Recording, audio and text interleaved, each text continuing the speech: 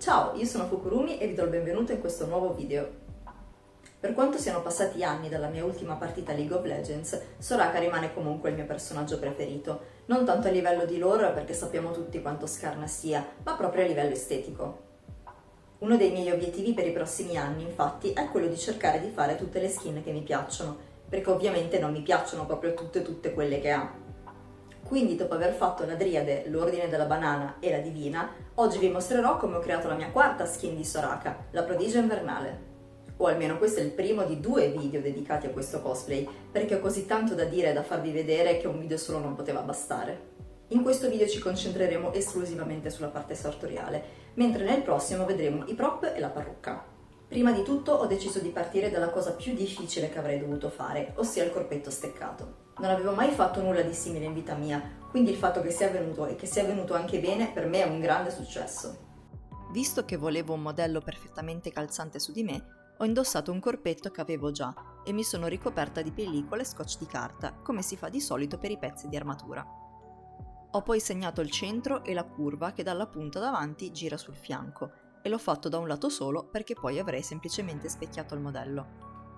Per il retro mi sono ovviamente fatta aiutare. Una volta definito il modello di base, mi sono liberata dalla pellicola. Poi ho tagliato il modello seguendo i segni che avevo fatto. Quindi l'ho diviso in 4 pannelli in modo che ogni parte fosse abbastanza piatta e ho trasferito il modello in pellicola su un foglio di carta in modo che fosse più pulito e maneggevole. Ho inoltre segnato su ogni pannello quale fosse e in che direzione dovesse andare. Il passo successivo è stato tracciare il modello su della stoffa di scarto, che è semplicemente un vecchio lenzuolo, per essere sicura che le misure andassero bene e prima di tagliare la mia preziosissima stoffa di cui avevo pochi metri e di cui vi parlerò meglio a breve. Quindi ho tagliato ogni pannello, ho cucito tutto e ho fatto una prova, sempre con l'altro corpetto sotto, altrimenti non mi sarebbe stato mai addosso, essendo un solo strato leggero di stoffa. Alla fine ho dovuto modificare un pezzo, ma una volta fatto quello ho ripetuto tutto il processo 2 volte, una per la stoffa interna e una per la stoffa esterna. Una volta cuciti entrambi i lati, ho usato la stessa fettuccia che ho usato per le Virtus Contract di Nier Automata, ne trovate il video in descrizione. L'ho posizionata sopra le cuciture della stoffa interna, cucendola sui lati, in modo che al centro rimanesse un percorso in cui poter infilare le stecche.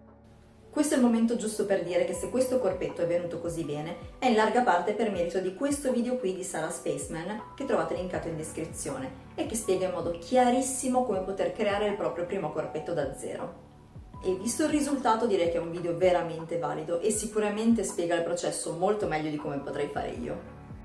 Comunque, cucita la fettuccia, ho unito le 2 parti solo sui lati esterni. Per fare i decori sul davanti, ho infilato il corpetto sull'asse da stiro, mettendo un pezzo di carta forno tra la stoffa e l'asse, in modo che, anche se il colore fosse passato attraverso la stoffa, non avrebbe macchiato nulla.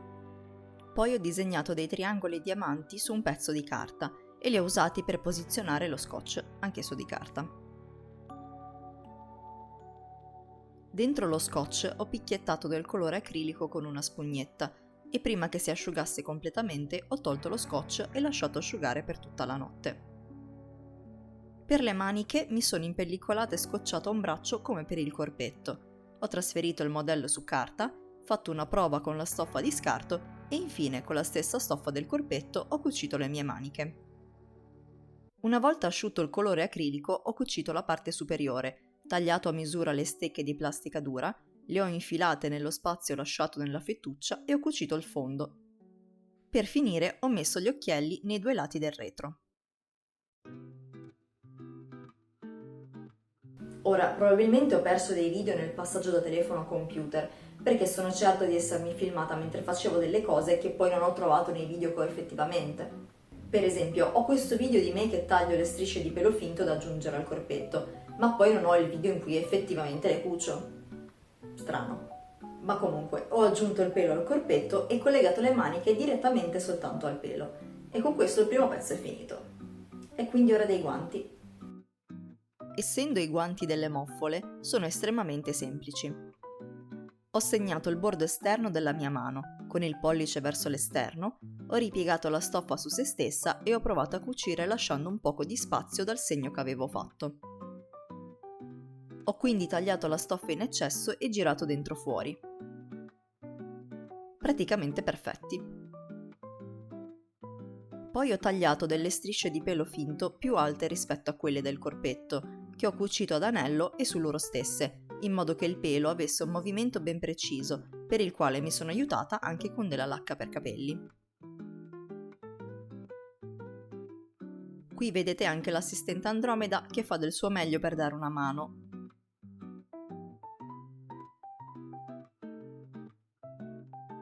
Questi pezzi li ho poi uniti ai guanti.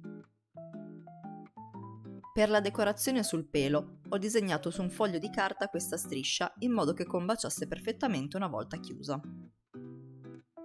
Ho tracciato il disegno su un pezzo di foam da 2 mm che ho ricoperto con dei pezzi di stoffa presi dalla gonna di cui parleremo tra poco. Ho incollato il foam sulla stoffa con il Boss Stick super chiaro, ho tagliato la stoffa in eccesso e l'ho piegata verso l'interno. Lo stesso procedimento l'ho fatto per i decori sul dorso della mano, semplicemente usando della finta pelle dorata invece della stoffa blu. Per incollare entrambi i decori ho usato dell'attack e così anche i guanti sono finiti e possiamo passare alle gonne. Anche questa volta ho usato il lenzuolo vecchio per fare un modello direttamente sul manichino. Il pezzo sotto è per la seconda gonna e l'ho messo solo per avere un'idea di come stessero insieme. Ho poi piegato la stoffa a metà e ci ho riportato sopra il modello. Ho tagliato la stoffa e ho imbastito l'orlo. Per il bordo dorato ho deciso di creare il modello direttamente sulla gonna, quindi ho attaccato dello scotch di carta su tutto l'orlo e ci ho disegnato queste punte a un paio di centimetri di distanza dal bordo. La striscia di scotch di carta l'ho poi incollata su dei fogli e ritagliata. I segni che si vedono sulla stoffa li ho fatti per avere un'idea di quanti diamantini stampare, perché sì, ho modellato e stampato tipo 36 diamantini che ho poi ricoperto della stessa finta pelle dorata del bordo e del decoro sui guanti. Tagliata la finta pelle, l'ho incollata sulla gonna insieme ai diamanti. Per chiudere tutto ho cucito un paio di bottoni a pressione e anche questa è pronta. Ora, prima di passare alla gonna grande, c'è un piccolo trivia di cui vi voglio raccontare.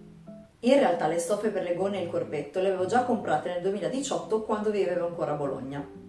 Non avevo preso nessun tipo di misura e perciò non sapevo assolutamente quanta stoffa mi sarebbe davvero poi servita. Quindi quando mi sono messa a misurare quanto grande sarebbe effettivamente venuta questa gonna, che per inciso è una semplice gonna a mezza ruota, mi sono resa conto di non avere abbastanza stoffa.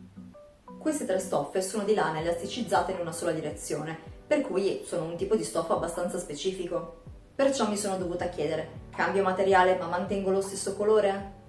Cerco un materiale simile ma che magari non sarà dello stesso colore? Ricompro 3 stoffe diverse che probabilmente avranno tonalità di colori diverse da quelle che ho già? Alla fine sono andata in negozio e ho chiesto al commesso: mi serve la cosa più simile che hai a questo colore, non importa se poi il materiale non è lo stesso. Intendiamoci, questo non perché io avessi già iniziato a usare le altre 2 stoffe, ma perché i colori che avevo scelto tanti anni fa mi piacevano così tanto, per me erano perfetti e quindi ho preferito sacrificare l'omogeneità delle stoffe in favore dei colori. Per fortuna il commesso ha trovato una stoffa quasi identica a livello di colore, anche se estremamente diversa a livello di spessore.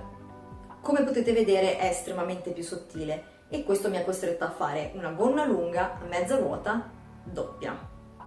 Quindi stoffa piegata a metà, segnata, tagliata e cucita insieme. Per i decori su questa gonna ho usato della pellicola termoadesiva dorata. Non avendo una macchina come la Cricut, ho tagliato ogni fiocco a mano e l'ho attaccato passandoci sopra il ferro da stiro, togliendo poi la pellicola superiore. Di nuovo, immaginate che qua ci sia un video di me che cucio a mano il pelo su tutto il bordo esterno della gonna.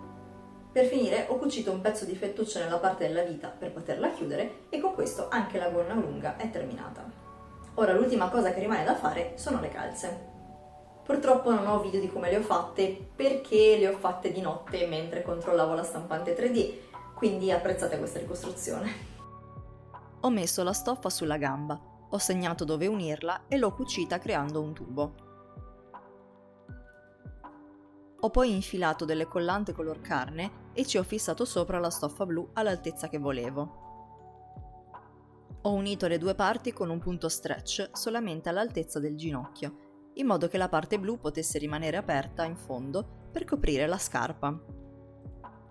Come per il corpetto, ho dipinto i decori con i colori acrilici. E con questo tutta la parte sartoriale è terminata.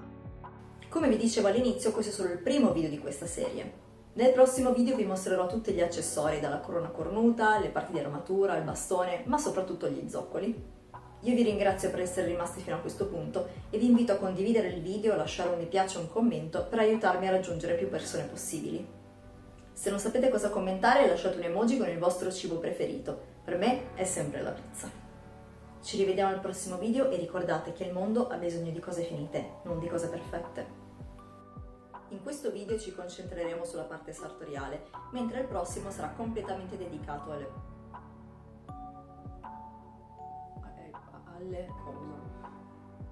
Per cui ho preferito sacrificare la